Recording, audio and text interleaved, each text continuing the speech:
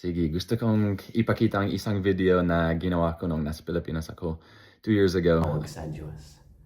At sa kanyang mga salita ito ay nangyari. Ako ay nakakita ng isang haligi ng liwanag na tamang-tama sa tapat ng aking ulo, higit pa sa liwanag ng araw. Na dahan-dahan bumaba hanggang sa ito ay pumalibot sa akin. At nang tumuon sa akin ang liwanag, nakakita ako ng dalawang katauhan. Ng liwanag at kalwalhatian ay hindi kayang maisarawan.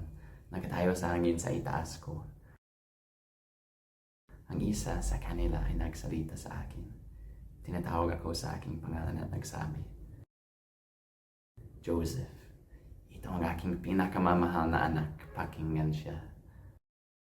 Nagpakita si Jesucristo at ang ating Ama sa Langit kay Joseph Smith. At alam ko po na sa pamamagitan po ni Joseph Smith, ipinanumbalik ng Diyos ang kanyang sambahan sa mundo.